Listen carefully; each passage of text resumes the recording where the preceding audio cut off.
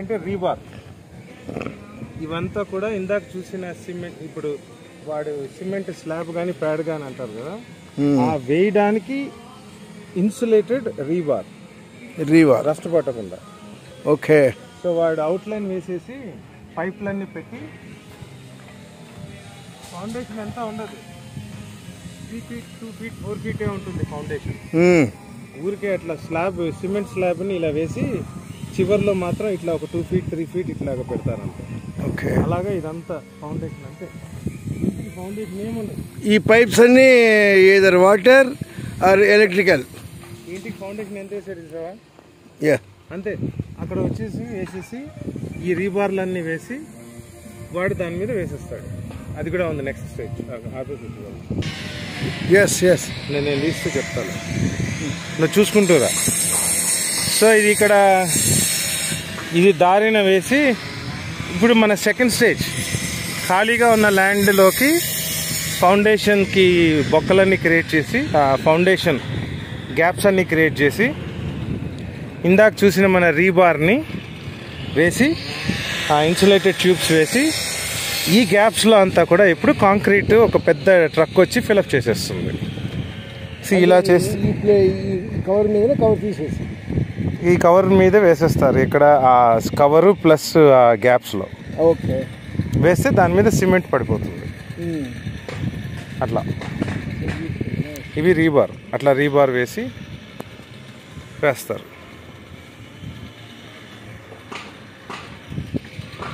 Full యాక్టివ్గా నడుస్తుంది.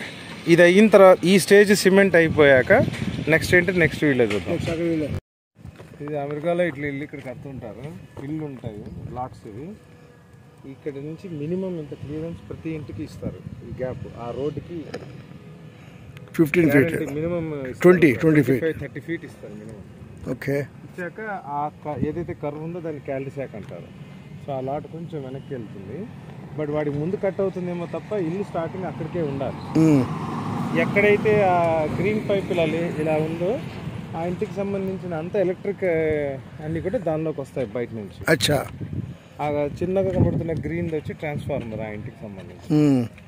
ఇది స్లాబ్ అంటారు. దీన్ని స్లాబ్ అంటే మనం ఏదో ఇంటి పైన స్లాబ్ అనుకుంటాం, ఫౌండేషన్ మీద ఫ్లోరింగ్ ప్యాడ్ అంటారు లేదా స్లాబ్ అంటారు.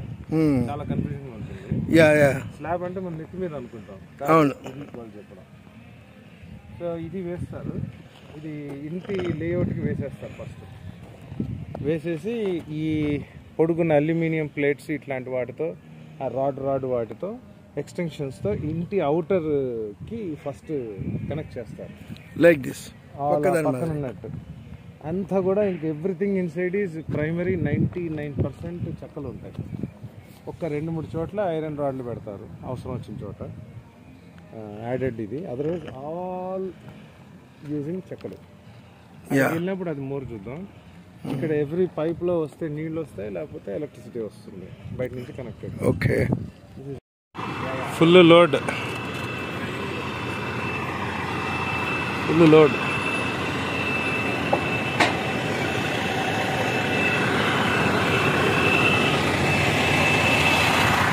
No dumping.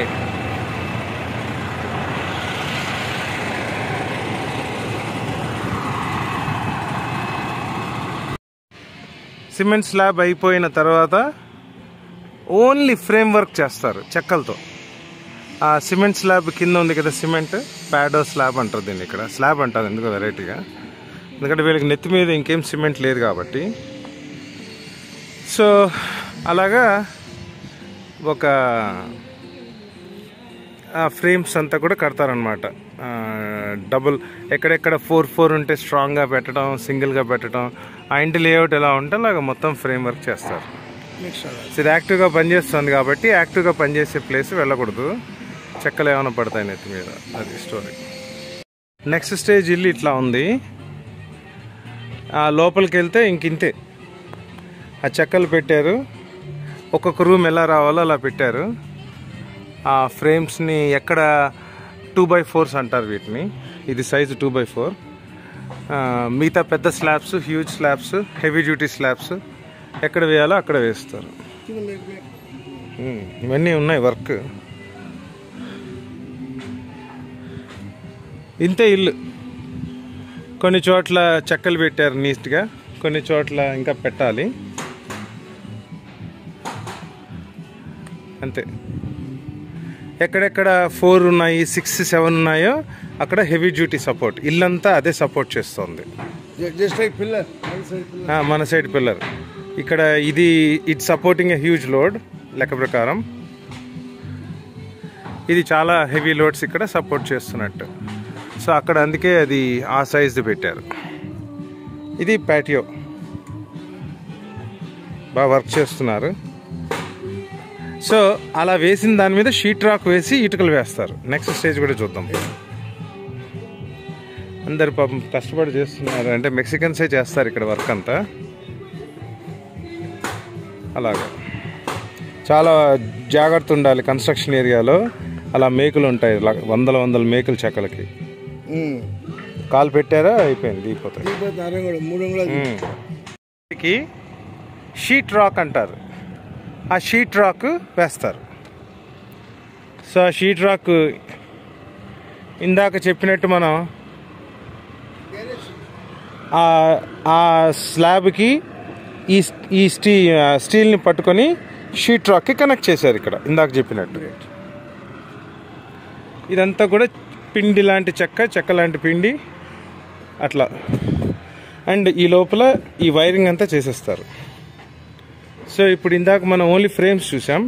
ఇప్పుడు ఇంట్లో ఎక్కడెక్కడ ప్లగ్ పాయింట్స్, అన్ని ప్లగ్ పాయింట్స్కి సంబంధించిన వైర్ని లాగుతారు. అదిగో. అండ్ ఆ పైన సన్కి సంబంధించిన రిఫ్లెక్షన్స్, ఈ అల్యూమినియంగా స్టీల్గా మెలుగుతున్నవన్నీ కూడా మన ఏసీ పైప్స్, ఏసీ ఎయిర్ని ఇంట్లో కంట్రోల్ చేసే పైప్స్. అండ్ ఈ మధ్యలో ఆరెంజ్గా కనబడుతున్నది ప్యాడ్స్ మధ్యలో ఏంటంటే ఇన్సులేషన్ మెటీరియల్. దానివల్ల నీకు బయట చలి వేడి రాదు. చూపిస్తా.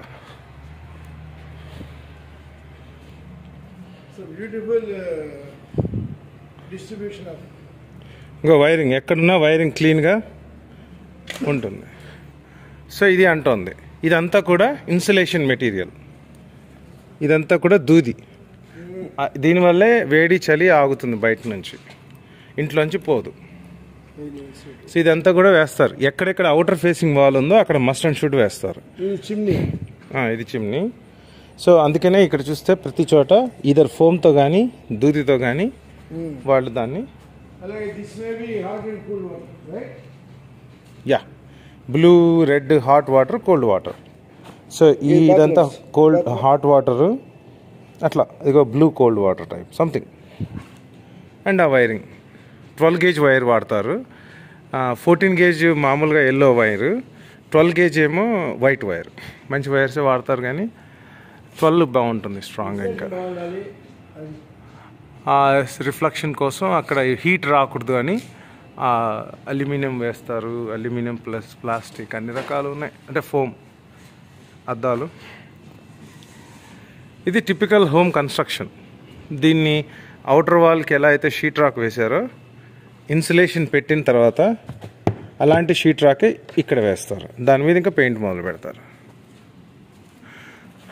నెక్స్ట్ అలా ఉంటే నెక్స్ట్ స్టైల్ చూద్దాం. ఇక అన్ని ఎలక్ట్రికల్ ప్యానల్స్, టీవీలు, ఎగ్జాస్ట్లు అన్నీ కూడా ఇంతే.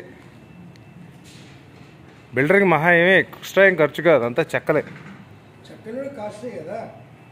ఇక్కడ దొరుకుతాయి ఎక్కువ బాగానే. అండ్ కాల్ జాగ్రత్త. ఇక్కడ ఇల్లు కన్స్ట్రక్షన్ అప్పుడే టబ్బు పెట్టి ల్యాండ్ ఎలివేషన్ ఎలా ఉంది, ఈ టబ్బులో ఉన్న వాటర్ని బట్టి వాళ్ళు చెప్తారు ఈ ల్యాండ్ ఈ కన్స్ట్రక్షన్ టైంలోనే ఏమైనా సబ్సైడ్ అవుతుందా, left and right, tub position బాగుందా. అదే లెవెలర్స్ కూడా చేస్తారు, బట్ దీన్ని ఇలాగే ఉంచుతారు చాలా రోజులు. చాలా రోజులు ఎందుకు ఉంచుతారు అంటే దీని పొజిషన్ మారింది అవుతుందా, ఇల్లు కూడా అటు ఇటు అవుతుందా లేదా ఇప్పుడే తెలిసిపోతుంది. అలా ఉంచుతారు నీళ్ళు, చాలా రోజులు ఉంచుతారు. ఇదిగో ఈ ఇన్సులేషన్స్ అన్ని రకాలు ఇవే. వీటినే అమెరికాలో అమ్మేస్తుంటారు. ఆబ్వియస్లీ కారు గ్యారేజ్ ఇది. 2 కార్ అంతే. ఇది 3 కార్, సారీ. దీన్ని ట్యాండమ్ అంటారు. అంటే 2 కార్లు పెట్టుకోవచ్చు నిలువుగా, ఒకటి సైడ్, అంటే 3 కార్లు పెట్టచ్చు. అందుకని దీన్ని ట్యాండమ్ అంటారు. హెవీ డ్యూటీ స్లాబ్స్ అన్నిటినీ అలాగా లావుగా ఉంటాయి. ఇవి లైట్ డ్యూటీ 2x4s. ఇవి ఓకే, వీటి మీద అంత స్ట్రెంగ్త్ ఉండదు. అది అనమాట రియల్గా బరువు ఆపేది. అంతే.